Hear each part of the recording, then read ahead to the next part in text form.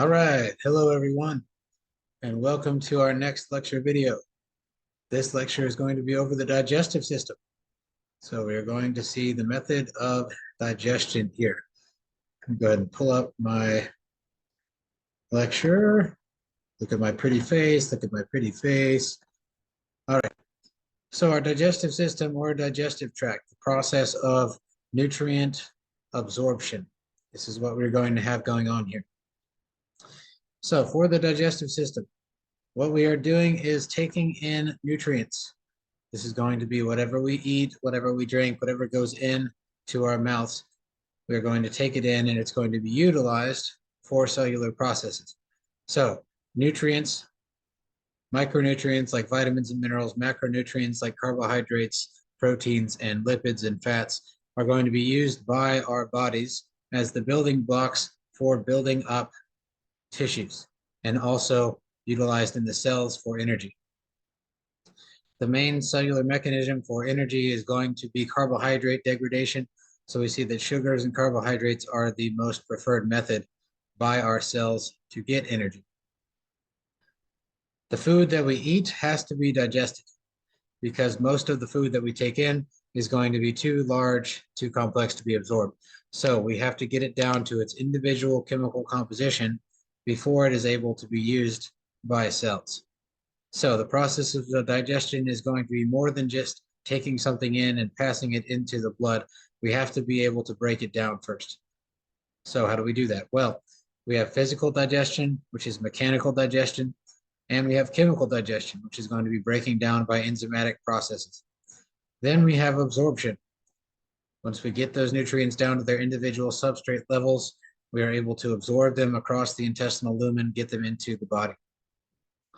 We have to also be able to collect and eliminate the non-usable components. So we have to have a waste system. We know that we defecate, we release the waste in our digestive tract via the feces. So we have to be able to get that waste products and toxins out from the body. For the anatomy of the digestive system, the tube running from the mouth to the anus is known as the alimentary canal. That is the proper portion of the digestive tract. Everything else is an accessory to this. So the alimentary canal or the GI tract is starting at the opening of the mouth, running from the pharynx to the esophagus, through the stomach, through the large intestine, small intestine, and cessating at the anus. This is just one long tube, right? And this tube is about 8 meters in length. The accessory organs are going to be what is attached to it to aid in the digestive processes. So in the mouth, we have the salivary glands secreting saliva, which help to moisten the food, break it down. Also, we have salivary amylase, which is going to start digestion of carbohydrates in the mouth. Carbohydrates are the only nutrient that starts digestion in the mouth. Everything else starts digestion in the stomach. Then we get down towards the stomach level. We have the liver. We have the gallbladder, which is going to store bile. We have the liver, which is actually going to produce the bile. Pancreas, which is going to produce digestive enzymes, pancreatin, and the mesenteries, which is going to be things like the blood vessels and the nerves that innervate the intestinal tract. The GI, most of it, as far as surface area is concerned, is composed in the abdominopelvic cavity. We know this, it's underneath the diaphragm. It is surrounded by our visceral peritoneum. So this is within the peritoneal cavity in the abdominopelvic region. The serous membrane around it is going to be either the parietal peritoneum, which is going to be layering the abdominal wall, or the visceral peritoneum, which is actually wrapped around the organ itself. So the serous membrane is going to be continuous with the parietal peritoneum, and it extends between the digestive organs as the mesenteries. Our wall of the alimentary tract is going to compose 4 layers. So starting at the esophagus all the way down through the large intestine, we have 4 layers of tissue. The innermost tissue is going to be the mucosa. The mucosa is going to be what lines the actual opening of the tract. This is a mucous membrane. It's containing goblet cells that secrete mucus for protection. The submucosa is the secondary level. This is where a lot of our blood flow comes from. So we have nerves, blood flow, lymphatic vessels here that is going to allow for passage of nutrients into the bloodstream. Third layer is the muscularis, or what is known as the muscularis externa. Muscularis externa is going to be where we have most of the musculature of the intestinal tract. We have the ability to contract and relax to push contents through the intestine. The outermost layer is the serosa. This is actually continuous with the visceral peritoneum. This is going to be a fibrous areolar connective tissue that is going to be able to be connected with the outside environment. These layers, all four of them, are going to be modified based on where we are. So in some parts of the alimentary canal, the muscularis layer is going to be much larger. In some parts, it's going to be much smaller, similar with the submucosa. All right. So some have muscle layers that are very well developed, and some have muscle layers that are not very well developed. The mucus lining in the intestines is going to be modified for secretion of digestive juices. Some of this mucus lining, especially in the small intestine, is modified for absorption. So the beginning of the alimentary canal, we have the mouth. The mouth is going to be bordered by the tongue on the inferior side and by the hard and soft palate on the superior side. The hard and soft palate is going to separate the nasal cavity from the oral cavity. At the back of the mouth, we have the structure known as the uvula. This is the dangly thing at the back of your throat that most people confuse with a tonsil. It's going to be suspended from the soft palate there, and it is going to act as a blocker from keeping things from going up into the nasal passage when we swallow. Lining the ventral border is going to be the tongue. This is composed almost entirely of muscle, right? It is skeletal muscle, so we are able to move it voluntarily, and it's covered with a small mucous membrane. The frenulum is going to be the portion underneath that is going to anchor it to the floor of the mouth. So the frenulum is a thin fold of mucus on the ventral side of the tongue that is going to anchor it to the floor. For our teeth, we have two sets. One is the deciduous teeth that we begin with when we are born. This is beginning at about 6 months of age, and there are 20 of them. As we reach adolescence, we go into all of our permanent teeth, which is going to be numbering 32. Each tooth has a separate structure known as the crown, the neck, and the root. The crown is the portion above the gum that we use to physically chew. The neck is where the crown, gum, and the root meet, and the root is going to be underneath the gum or embedded in the gum. For the gum itself, this is known as the gingiva, and a pretty common thing is gingivitis, which is inflammation of the gum surrounding the tooth, right? We see gingivitis on a regular basis. This can lead to modified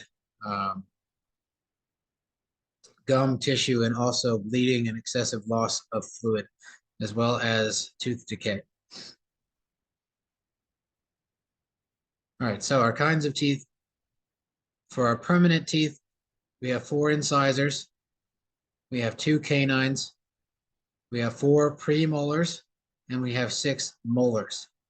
All right, the 5th and 6th molar are the wisdom teeth, which we know of as teeth that some people have had removed. Other people still have them, but it is common that we have wisdom teeth removal surgery. Each tooth has various layers. We have the outermost layer, which is going to be the enamel. This is going to be the outer surface. It is going to be very dense, so it is able to resist bacterial attack. Also, it is able to cut through foodstuffs and resist decay. Then we have the dentin, which is going to be a bony matrix. It's going to be below the enamel. It's going to decay pretty quickly if the enamel is penetrated. So for those who have enamel wearing or the enamel is worn away from the top of the tooth, you can see very quick degradation of the dentin layer as well. The pulp is going to be the living portion of the tooth. The pulp is the central cavity, which is going to contain blood vessels and nerves. Then on the root, you have the cementum. The cementum is on the root of the tooth only, and it is going to hold the root of the tooth into the sockets in the actual lining.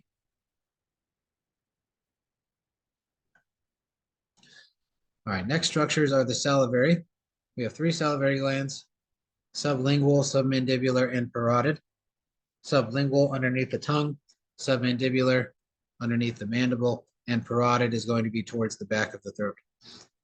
Largest ones are the parotid ones, which are towards the back of the throat below the ears. When we have mumps, all right, the disease mumps, this is caused by an acute affection of the parotid glands.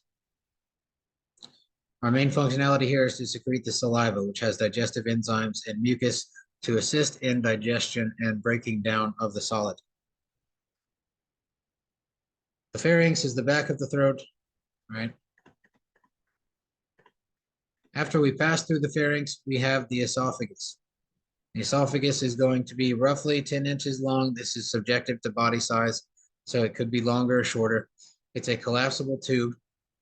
It extends from the throat or the pharynx down into, into the stomach. And its main function is to get the food from the thorax to the abdominal cavity. It is on the posterior side of the trachea and the heart in the cavity known as the mediastinum. It is going to pierce through the center of the diaphragm just like the aorta does. And it uses peristalsis, which is rhythmic contractions, to move food towards the stomach. So it drains into the stomach via what is known as the lower esophageal sphincter or the cardiac orifice. Once we get into the stomach, this is going to be mainly just a large sac of muscle, right? So the stomach is going to be a large sac of muscle. It's going to exist right next to the liver. The alimentary canal is going to expand to form the stomach after we pass through the lower esophageal sphincter. For the contents in the stomach, depending on what we eat or how much space is available, stomach can expand to up to 1.5 liters in size after eating, and it can retract down to almost 50 milliliters in size when empty. Major functions in the stomach: physical or mechanical digestion by the churning motion of the musculature. Also chemical digestion, especially proteins. We have protease enzymes and peptidases that are going to break down proteins to a large degree in the stomach. It has very limited absorptive capacity. It can absorb water, alcohol, and certain drugs, but the other nutrients are not going to be able to be absorbed through here. It's divided into 4 regions from top to bottom. We have the cardiac region, which is closest to the heart at the top. This is next to the cardioesophageal sphincter. Then we have the fundus, which is the upper curvature here of the stomach. Then we have the body, which is the greater curvature and the middle portion. Then we have the pylorus, which is the distal portion of the stomach. At the end of the pylorus, we have what is known as the pyloric sphincter, and that is going to allow contents to move from the stomach out into the duodenum of the small intestine. The muscle layers are very well developed in the stomach. We have a lot of ability to contract and churn the food. We have a circular layer that's going to be wrapping around the stomach. We have a longitudinal layer that's going to be going lengthwise with the stomach, and an oblique muscle layer, which is going to go at an angle across the stomach. This is going to help churn the food and break it down. At the end of the mechanical digestion there, the food is now degraded down to a milky white liquid known as chyme. The 2 sphincters, cardioesophageal and pyloric sphincter, are going to be muscular rings that are going to close off the stomach openings at either end. Dysfunction with the cardioesophageal sphincter is going to lead to heartburn. This is where we don't have closure of that properly, and therefore some of the stomach contents can reflux back up into the esophagus. For the pyloric sphincter, this is going to lead to what we know as colic in babies. This is when we don't have properly given smooth muscle relaxers. For the mucosal lining, this is going to go into what we call rugae or folds along the expansion of the stomach body. And those folds are going to expand and change to a flattened shape when the stomach expands volume. So the lining is going to collapse into those folded rugae without any sort of foodstuffs in the stomach. As the stomach volume expands, those folds disappear and become a flat sheath to allow for increased surface area. In the mucosa of the stomach, we have the gastric pits. And the gastric pits are lined with cells that are going to secrete gastric contents, such as mucus, digestive enzymes, and hydrochloric acid.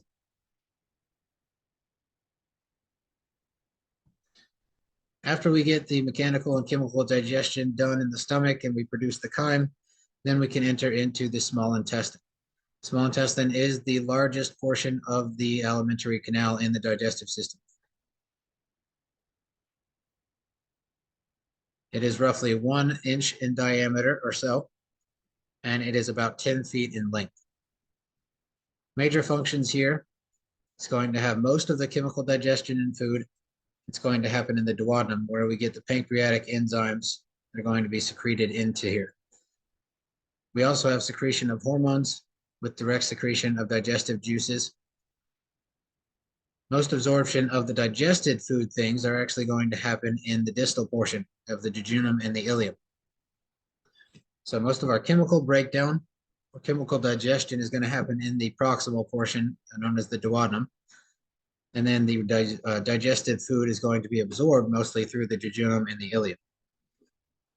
Small intestine fills up the majority of the abdominal cavity. We have it held into place by the serous membranes discussed earlier, known as the mesenteries. We have 3 functional regions. The duodenum is the first. It is the shortest. It is roughly about 10 inches long. It's going to drain the pyloric stomach, and it's going to receive the ducts from the gallbladder and the pancreas, receiving bile and pancreatic enzymes, respectively. The jejunum is about 4 feet in length.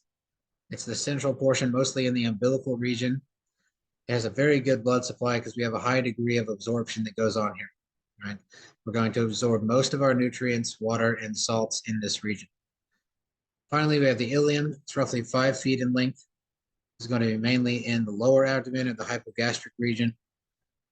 This is going to go a long way in reclaiming bile salts and additional nutrients like vitamins and minerals. So we have reabsorption of bile salts, water, and additional nutrients here. The mucosal lining inside of the intestine is folded into what we know as plicae, and the plicae are going to be finger-like extensions, all right? And those finger-like appendages are going to have little villuses on the end of them. The villi or the villuses are going to be there to increase the surface area and also help propel foodstuffs through the intestine. The villi are roughly 1 millimeter in tall or in length, and each one of them has an absorptive capacity. The core of the villus is going to be filled with areolar tissue, and within this areolar tissue is going to be an arteriole, a capillary bed, a venule, and a lymph capillary, which is known as a lacteal. The purpose of having the lymph capillary there is to absorb fats and lipids across so that we can get them into the bloodstream because they are too large to diffuse across the capillary walls.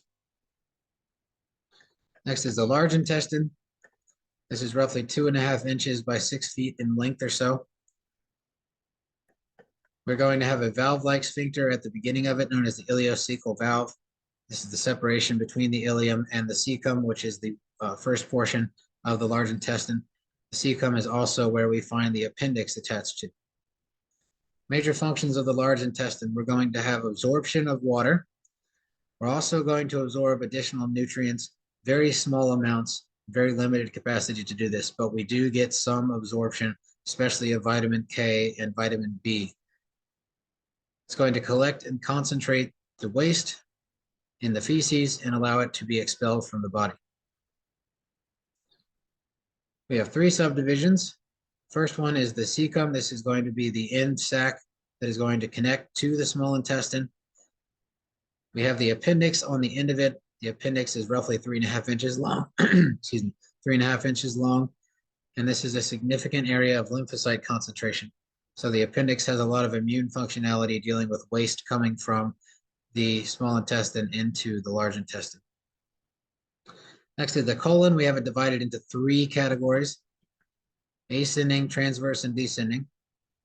The transverse colon in the bottom side, where we are going to swing back over towards the rectum, is known as the sigmoid colon.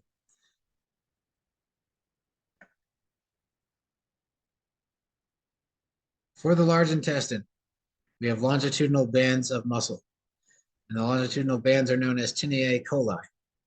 The tineae coli are going to be able to contract and extend And when those bands contract, they're going to be able to move the contents down through the large intestine. There are pouches that exist because of the muscle tone of the bands. And those pouches are known as haustroms or haustrum. So the actual movement of stuff through the large intestine, feces and digested food matter, is propelled by what we term haustrations. Haustrations are contractions of these individual muscle bands, and they're going to move stuff along through the colon. The distal portion is known as the rectum. This is the last 7 to 8 inches or so of the large intestine. It's going to end in the anus, where we expel feces from the body. Anus is held together by 2 anal sphincters. One is the internal, which is going to be involuntary. We do not control this. This is composed of skeletal muscle, smooth muscle. And then we have the external. The external is voluntary. We do have control of it, and it is skeletal muscle. For the intestines, we have a bacterial population that exists, especially in the large intestine. We have bacterial complexes that exist there, and they're going to be able to interact with the tissue and also with the debris that comes through. Certain bacteria are going to be indicative of certain health markers, such as age, gender, body mass, and nationality. It's also going to indicate what kind of a diet we might have, is depending on what bacterial colonies are able to grow. It can provide us with a lot of benefits there, right? It helps break down fibers and starches that are left over after digestion and absorption. They can also make essential vitamins and additional nutrients that we need if we are deficient. They can break down and digest pathogens and toxins if they are there. And they can also activate our immune system. So as I stated, the bacterial flora will change and adapt to the foods that we eat. So the type of food that we eat is going to dictate which types of bacteria are going to grow most easily and optimally. Our gut bacteria or our bacterial flora also going to influence our mentality, our mental state. There have been correlations that have been made between the gut microbiome and some psychiatric disorders like depression, autism, and schizophrenia. A lot of different diseases and abnormalities can put a huge strain on the microbiome of the intestines. Things such as diabetes, Crohn's disease, ulcerative colitis, celiac disease, IBS, all of these things can cause an imbalanced microbial ecosystem. All right. When we're looking at research, we look at research with things like fecal transplants, right? Fecal transplants when we replace the microbiome or the gut bacteria with a new colony or with a new type of bacteria. And this has been shown to decrease the symptomology from things like Parkinson's and diabetes.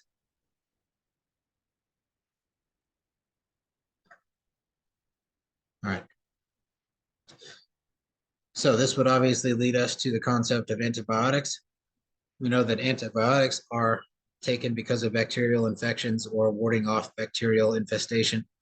Long-term use of antibiotics especially can cause a long-term dramatic change in the microbiome in our intestines and can also increase the risk of some chronic diseases if not taken care of.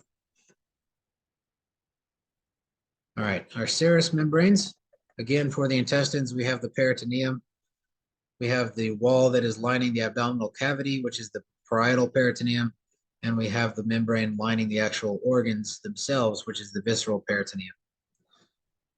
Most of our visceral organs here are going to be covered by the visceral peritoneum. Exceptions are going to be the kidneys and the adrenal glands. These sections are going to be continuous with our mesenteries, which are thin flaps of serous tissue that prevent tangling of the intestines inside of the abdomen. The mesenteries are going to allow for free movement while holding the organs in place and preventing that tangling. The greater omentum is going to be the fold of the mesentery extending from the stomach over the duodenum. This is going to loosely cover the small intestine, and it contains fat deposits. The lesser omentum is the smaller fold on the other side of the stomach between the liver and the stomach. Some accessory organs. Number one, the liver. The liver is the largest, most diverse gland in the body that has functionality in a lot of different processes in a lot of different systems. But talking about it specifically to digestion, we can pinpoint a few different things. The liver consists of two lobes separated by the falciform ligament. It's going to receive blood from the hepatic artery and also from the hepatic portal vein, which is there to filter out blood. So we have inflow from the hepatic artery and from the hepatic portal vein. We have outflow into the hepatic vein, and we have bile release into the hepatic bile duct. The blood leaving the liver is going to go into the hepatic vein and then eventually into the inferior vena cava. The bile is going to go out through the hepatic bile duct, which will combine with the common bile duct that is going to also be attached to the gallbladder. Gallbladder is going to be on the posterior side of the liver, or the underside of the liver. It's approximately 3 to 4 inches long. The liver is our main producer of bile, right? The bile is going to be traveling up the cystic duct to the gallbladder for storage. So we produce 0.6 to almost 1.2 liters of bile a day from the liver. And a lot of that is going to be able to be stored in the gallbladder. The gallbladder can hold 50 milliliters of bile at any one time. The gallbladder is able to store and concentrate that bile, and when the bile is needed, it can immediately be released from the gallbladder, move down the cystic duct into the common bile duct to the duodenum. Next is the pancreas. Most of our digestion that occurs in the small intestine is going to be carried out by the pancreatic digestive enzymes, which are secreted into the duodenum. It is going to be nestled in the curve of the duodenum after the duodenum separates from the stomach. And the dorsal section is going to be next to the retroperitoneal side of the stomach. Pancreas is about 6 inches in length. It's composed of two types of tissue. We have the endocrine portion, which is going to be where insulin and glucagon come from. Those are our endocrine hormones. The endocrine portion is only about 2% of the actual mass of the pancreas. So we have very little space devoted to the islets of Langerhans, which produce the insulin and glucagon. 98% of the mass of the pancreas is associated with our digestive enzyme production. So digestive enzyme secretions and production can be roughly 2 liters a day or so. It's going to be mainly produced and secreted on demand. So when we have a time of ingestion of food or mealtime, pancreatic secretions are going to be collected in the pancreatic duct, which is a centralized duct in the middle of the pancreas. And then there is a smaller accessory duct, which is going to drain into the duodenum through a separate opening. All right. Next concept is the actual digestion, so the physical movements. Digestive physiology occurs throughout the intestine. So we start out in the mouth where we have the mechanical digestion, beginning where we have chewing. This is known as mastication. All right, mastication, movement of skeletal muscles. This is voluntary control. Then swallowing, again, this is voluntary control. It's coordinated by the activities of the skeletal muscle and also the smooth muscles of the back of the pharynx and the esophagus. The reflex of swallowing is controlled by the medulla oblongata. This is passage of things from the pharynx to the esophagus. Next is peristalsis. Peristalsis is going to be the propulsive movements that are going to push substance through the stomach, through the intestines. Right? It's sequential smooth muscle contractions. It pushes the food forward and moves it down the tube from the esophagus to the stomach and through the intestines. Peristalsis is going to go in conjunction with a segmentation movement, and this is where we have contractions that are rhythmic and also circular. So we are going to contract banding around the foodstuffs, which is going to segment and mix the food. This is alternating contractions and relaxations of portions of the intestine. It helps to physically break up and mold the contents down. Lastly, we have our mass movements. Mass movements are going to be mainly found in the large intestine. We have the hostrations that I discussed earlier that are going to occur 1 to 3 times a day. This is where all the circular muscle constricts in the intestine over a long stretch and is going to push food towards the anus in the large intestine. This is the main propulsive force that we see there. Next are your sphincters. Sphincters are there to close off certain portions of the digestive tract so that the food does not go too quickly or does not move too slowly. So there's continuous contraction going on with the sphincters, all right? We have continuous control. It's going to be contracted when we don't want any emptying, and it's going to be relaxed when we do want emptying. So it's going to control the emptying and filling of portions of the GI tract. Next concept is physical digestion and chemical digestion. Digestion is going to be the process of getting the food down into its individual usable portions. So the physical digestion is actually breaking it down physically, making it into smaller pieces. Chemical digestion is taking the chemical components of the nutrients and breaking them down into smaller, more usable molecules. Physical digestion starts in the mouth. We break down with the teeth, also with the tongue, and it's going to mix in with the saliva. In the saliva, we have amylase or salivary amylase, and this is going to conduct chemical breakdown, right? The only digestion occurring in nutrients of chemical breakdown is going to be the actual carbohydrates. So carbohydrate digestion begins with amylase in the mouth. Everything else occurring in the mouth is all physical digestion. At the end of digestion in the mouth, food is now considered what we call a bolus, and the bolus is what we actually swallow. When the bolus is swallowed, it moves through the pharynx. At that point, the epiglottis closes off the glottis of the larynx so we don't go down the trachea, and the uvula is going to close off the nasal cavity so that none of it refluxes up into the nose. Once we go past the pharynx, we enter into the esophagus. And the esophagus is where we first see these wave-like contractions known as peristalsis. Peristaltic waves are going to push the components down through the esophagus until they reach the esophageal sphincter.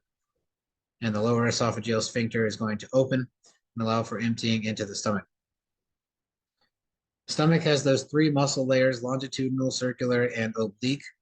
Those are going to contract and move so that the stomach contents can be mixed and propelled together. As it is mixed, it is going to be moved slowly towards the pylorus, which is the distal end of the stomach. For the stomach, we also start the digestion of proteins and lipids here. So in the stomach, we secrete gastric juices.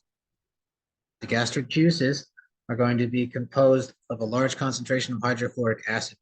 So this is going to give it a very acidic concentration. It's going to have a pH of about 2, which is extremely acidic. That is going to be an ideal pH to start breaking down amino acids and protein bonds. When we see the condition of a gastric ulcer, a lot of the time, this is going to result from a bacterium known as Helicobacter pylori or H. pylori. This is part of the normal bacterial concentration within the stomach. It is usually able to neutralize stomach acids. However, if we have excessive secretion of stomach acid without any food products to break down, then the actual lining of the stomach could start being digested. And when the actual lining of the stomach is digested, we can potentially have bacterial colonies start to grow excessively on this stomach lining, right? If we have a digestion that is going to be excessive in the stomach lining, then we are going to produce infection of that tissue, and that is going to be an ulcer. Physical digestion is going to be completed when we get into the stomach.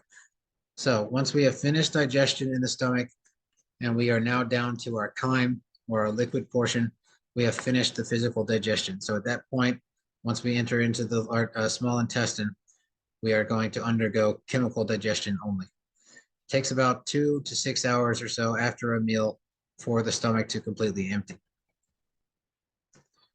The gastric emptying is done by what we know as the enterogastric reflex. This is going to be the cyclical opening and closing of the pyloric sphincter or pyloric valve. Is going to allow a small amount of contents out into the small intestine every so often during digestion. First portion of the small intestine is the duodenum. By the time we empty into the duodenum through the pyloric sphincter, our physical digestion is done. So now we have the ability to digest chemically. Most of the chemical digestion is done here by the pancreatic enzymes and the gallbladder bile. The bile is going to have no enzymes. What it does have is bile salts, cholesterol, and other lipids. Most of our lipid content is very insoluble in water, so we must be able to make it somewhat soluble before it can be digested. This is where bile comes in. Bile is known as a surfactant, right? And surfactant is going to increase that solubility. It is going to emulsify the fat into smaller fat components, which are going to be able to be digested more easily. This is our constant of gallstones. Gallstones are solidified portions of bile salts that are going to clump up and block the cystic duct.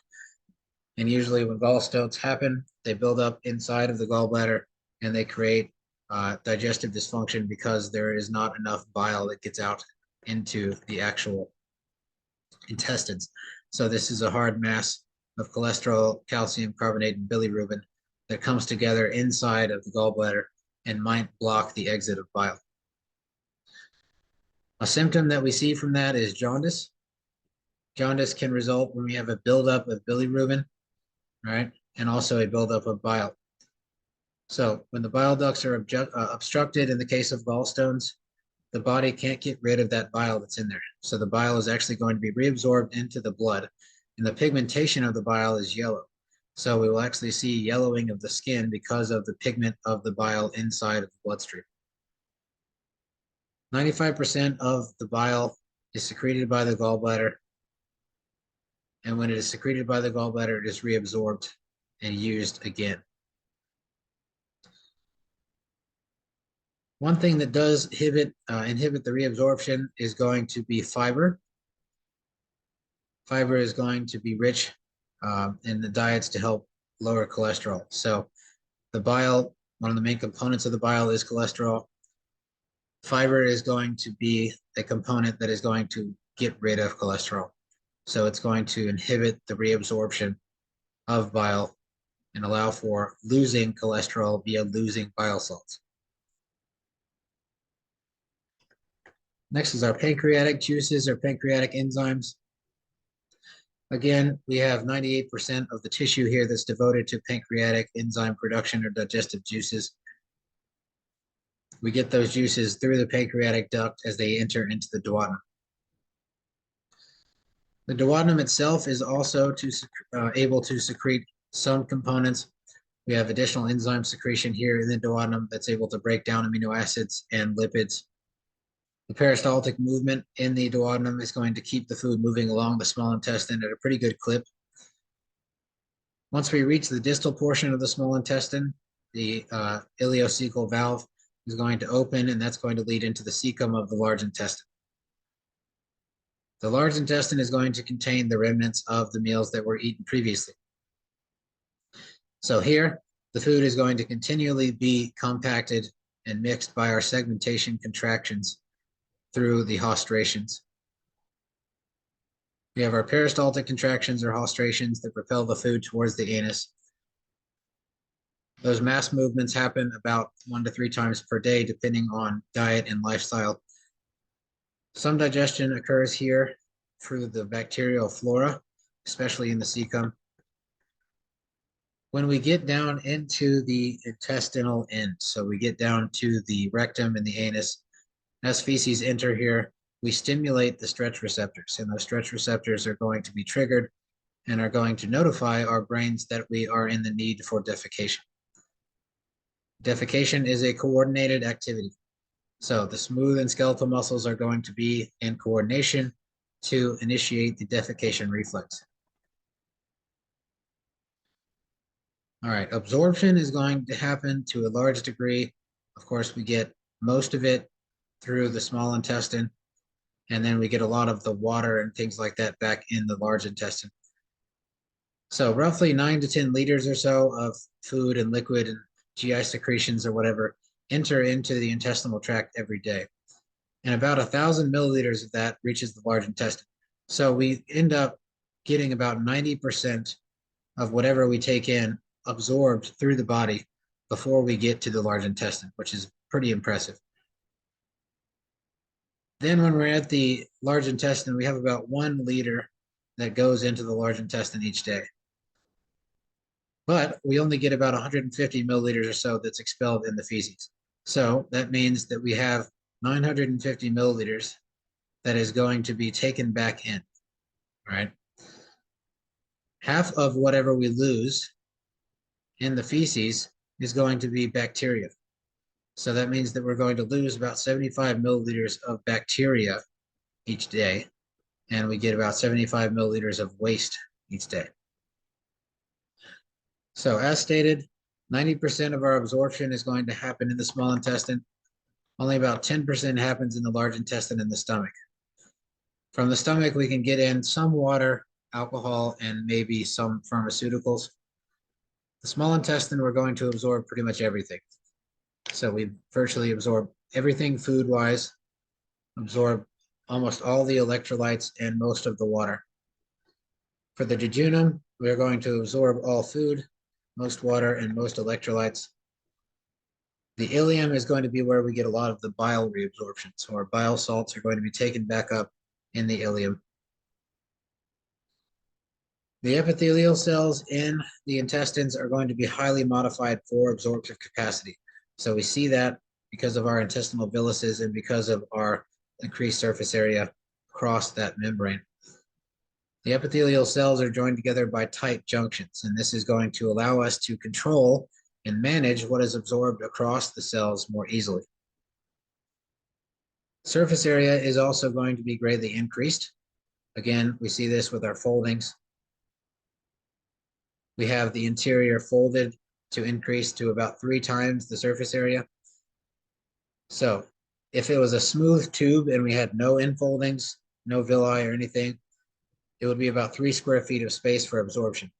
However, we have all of this, so the interior being folded is going to increase that by 3 times, up to 9 square feet.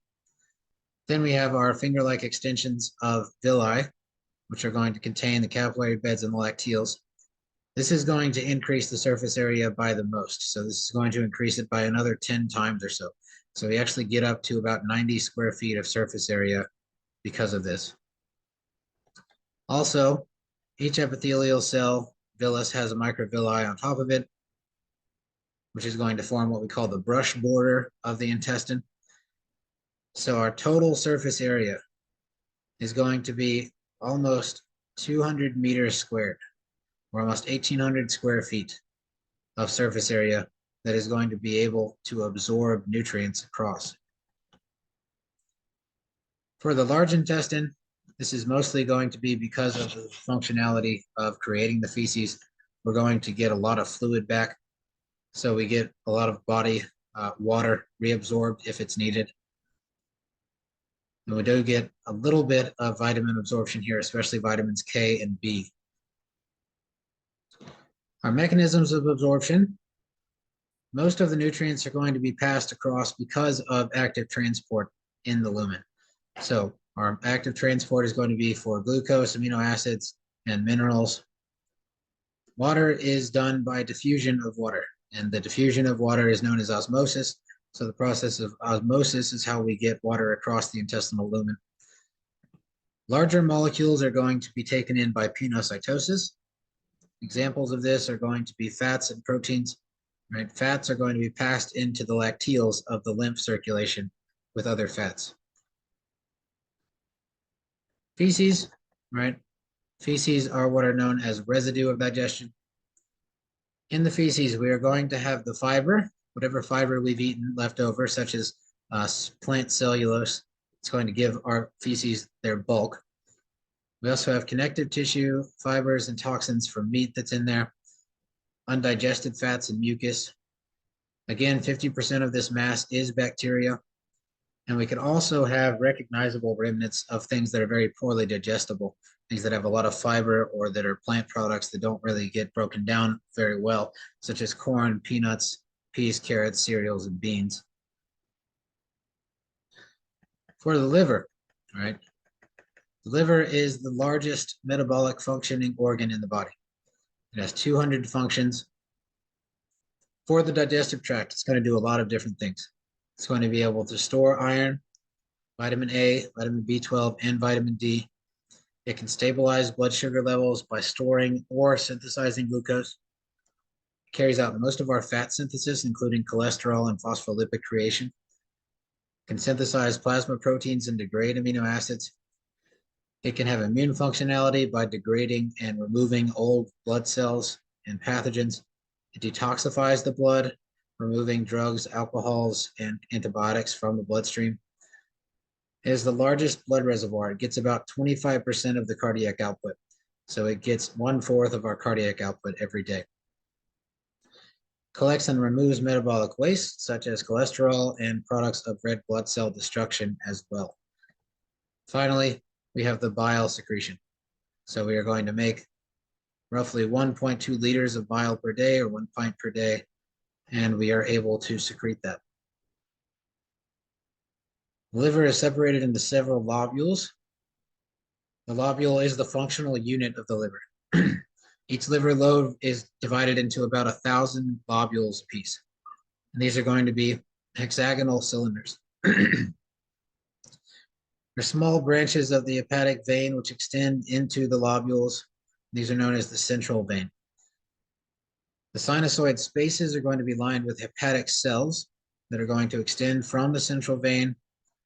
Around the peripheral portion of the lobule, we have the hepatic portal vein, hepatic artery, and the bile ducts. We have arterial blood coming in through the hepatic artery that brings oxygen to the liver. The venous blood is either going to come from the hepatic portal vein or into the hepatic vein. So the hepatic portal vein is going to deliver blood through the lobule for inspection, so to speak. Phagocytic cells like macrophages are going to remove toxic compounds. Some of our vitamins and nutrients are removed and stored. And also we have synthesis of starches, lipids, and proteins for storage.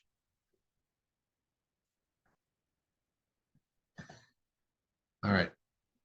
The hepatic bile ducts from the liver lobules are going to join the cystic duct, which is going to come from the gallbladder. And that is going to create the common bile duct, which then goes down into the large intestine. So from the hepatic artery and hepatic portal vein into the sinusoid spaces of the liver. Through there, we go into the hepatic vein and the hepatic bile duct. The hepatic bile duct is going to combine with the cystic duct, combining to form the common bile duct. All right, next is the aging process. So, aging process and digestion. As we get older, everything slows down. So there's significant senescence in old age. We have less saliva, so it's harder to swallow. Half of the people over 65 years of age in our society wear dentures because of degradation of teeth. The gastric mucosa has less acid, so less hydrochloric acid is able to be secreted, and that's going to reduce the absorption of certain minerals like calcium, iron, zinc, and folic acid. The gastric mucosa is going to secrete less intrinsic factor, which is vital for vitamin B12 absorption. So this is why we see a lot of pernicious anemia or low blood iron concentrations because of vitamin B12 deficiency. Our most common digestive complaint is going to be constipation. This is because of less muscle tone, weaker colon peristalsis, reduced sensitivity, less fiber and water in the diet, and also slowing down of lack of exercise. Let's see. So to finish up here, some digestive problems that we see pretty often. One, choking. This is where we simply get food in the air passages, so we swallow and some of the food doesn't go down the esophagus like it should. Vomiting. This is going to be a symptom of a lot of different diseases. This is waves of reverse peristalsis that are going to send contents up from either the stomach or the duodenum and release those contents out through the mouth. Bulimia, this is self-induced vomiting. This can be damaging to the esophagus, pharynx, salivary glands, also to the mouth itself, can erode teeth, cause dental caries. This is because of the stomach acid passing through this area, which can degrade the tissue. For diarrhea, this is also going to happen very frequently. This is going to be loose, watery stool.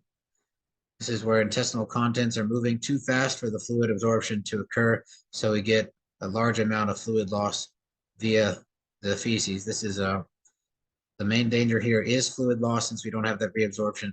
And it also upsets the acid-base balance. It creates a basic or alkaline environment. Constipation, this can be caused by a lot of different things. First, could be caused by lifestyle. If we are not drinking enough water, we don't get enough physical activity, or side effect of a medication that we're on.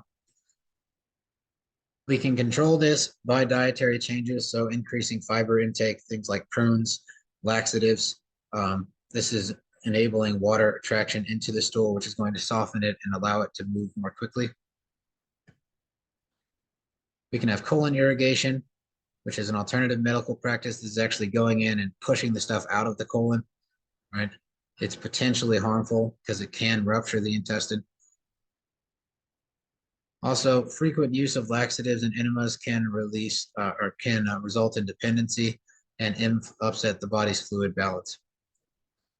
Next is belching. This is resulting from swallowing air. So this could be where we are actually eating or drinking something too fast, and we get air that goes down into the stomach and then gets pushed back up into the esophagus and through the throat. This can also come from carbonated drinks. Occasionally, it could be a sign of something more severe, but usually this is going to be in conjunction with other symptoms like gallbladder pain or colon distress. Eating thoroughly and slowly can pretty much mitigate this.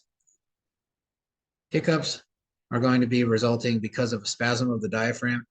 This can also be resulting from eating or drinking too fast. Gas, of course, is going to happen all the time.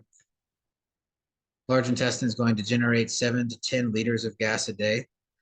Normally, we expel about 500 milliliters or so of that gas. Most of it is odorless or so. About 1% is volatile. High carbohydrate foods are known to produce excessive gas breakdown because of the sugar usage by the bacteria, which create a sulfur compound. Heartburn, which is also gastroesophageal reflux. This is where our cardiac sphincter, esophageal sphincter does not close properly. This is going to affect a large amount of the US, especially white males. There is no cure, so to speak, for this, but we can mitigate the symptoms by eating smaller meals, drinking liquids, not lying down or bending over while eating. Weight loss, especially if obese, can help. Peptic ulcers. Peptic ulcers are known otherwise as stomach or duodenal ulcers. These are going to be caused by acids or pepsin breaking down the lining of the actual GI tract. So we can have breakage of the lining of the GI tract. If it's bad enough, it can perforate. If it is a perforated ulcer, that means that it's actually broken through the entire wall of the GI tract, which is very bad because you can have intestinal components leak out into the abdominal cavity. It can also be caused by infection by the H. pylori or Helicobacter pylori that we talked about previously. This is a cause of a lot of ulcers that are seen. This is in all patients with a duodenal ulcer and 80% of patients with a gastric ulcer. What we have here is treatment by antacids, like things like Tums, over-the-counter medications. We can also use anti-inflammatory drugs to try and lessen the inflammation response of the gastrointestinal lining. Diet therapy can be the main cure. We do have antibiotics that we can use if it is H. pylori. Also stopping anything like caffeine or alcohol, things that can stimulate gastric acid production without having a lot of solid food to break down. Next is celiac. Celiac disease, this is going to be a disorder where it is difficult to digest gluten. So this is going to be a disease of the mucosa of the small intestine. It's going to be where we are not able to digest gluten protein. We see that here it leads to an inadequate intestinal absorption. And the inadequate intestinal absorption is going to lead to gastrointestinal issues like diarrhea, weight loss, abdominal distension, poor excess absorption of nutrients. It can be due to genetic or environmental factors. Usually patients with sensitivity have to adhere to a gluten-free diet just so they can stay away from that particular protein. Next is pica. Pica is more of a neurological issue. This is the compulsion to swallow non-food items. This is a relatively normal behavior for infants and babies because they're getting used to what is and isn't supposed to be in their mouth and around their mouth. But in adults, of course, it can be dangerous and life-threatening just to swallow something for the sake of swallowing it. All right. Again, yeah, pica is common psychological issue, so it can come along with cognitive disorders, psychiatric disorders such as autism and schizophrenia. Next, gallstones. Again, we spoke about this a little bit earlier. This can result in jaundice from excess bile buildup in the bloodstream. We can form in the kidney, urinary bladder, and gallbladder what are known as calculi or calcium salt formations. This is where we have deposits of crystalline calcium salt, and they're going to build up over time. So this is going to be surrounded by layers of crystalline deposits. And if large enough, in the kidney, we have it blocking the ureter. In the urinary bladder, we can have it blocking the ureter. The kidney, we can have it blocking, the urinary bladder, we can have it blocking the urethra. Kidney, the ureter. Gallbladder, we can block the cystic duct. So therefore, the bile does not leave through the common bile duct, and therefore we can cause jaundice and yellowing of the skin. All right, everyone, that is your digestive system rundown. Thank you all for listening. Like and subscribe to the channel. Go to the Patreon, patreon.com/twistedscience. Like and subscribe there if you'd like additional videos. I will see you all next time. Take care.